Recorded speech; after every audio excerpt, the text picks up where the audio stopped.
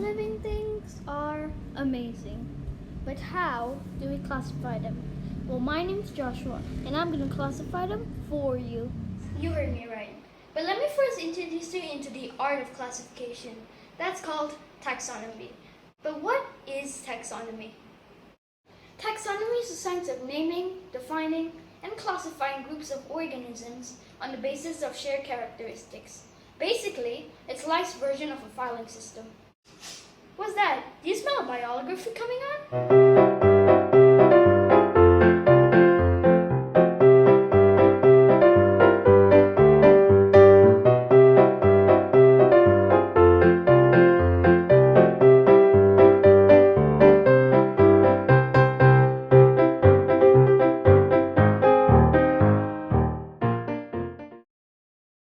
Linnaeus was a Swedish born in 1707, and early in his career as a botanist, he realized that the botanical names of 18th century Europe were just crap.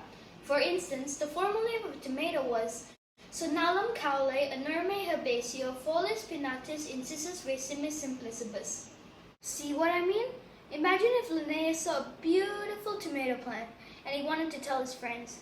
He'd have to go, "Hey guys, guess what? I saw the most beautiful Sonalum caule inerme herbaceae folis pinnatus incisus racemus simplicibus."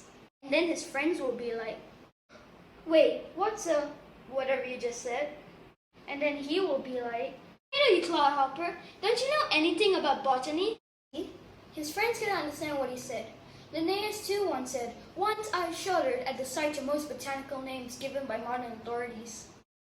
Taxonomy has come a long way since Linnaeus. We still use a bunch of the conventions that he invented. For instance, we still arrange things into taxa, or groups of organisms, and we still use the same taxa as Linnaeus: kingdom, phylum, class, order, family, genus, and species.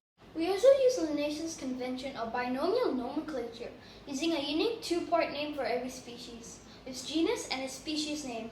However, Linnaeus wasn't around for a long time, so there wasn't a lot of life that Linnaeus knew about.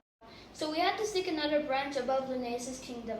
We call it domain, and it's as broad as you can get. So domains are bacteria, archaea, and eukarya.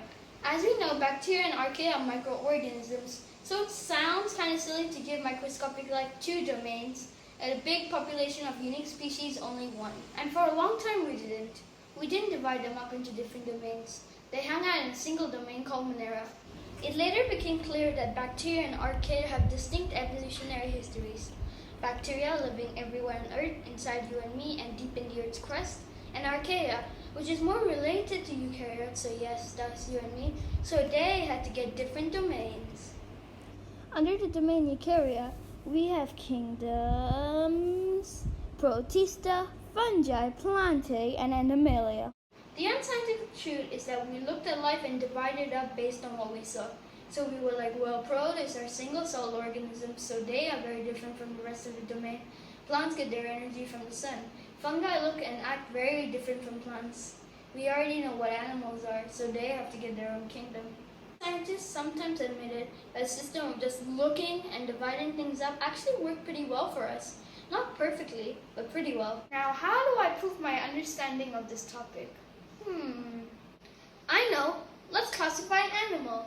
Now, what to classify? I know. Let's classify a lion. Its domain is Eukarya. Its kingdom is Animalia, as you can see, because it's an animal. Its phylum is Chordata, because it has a backbone.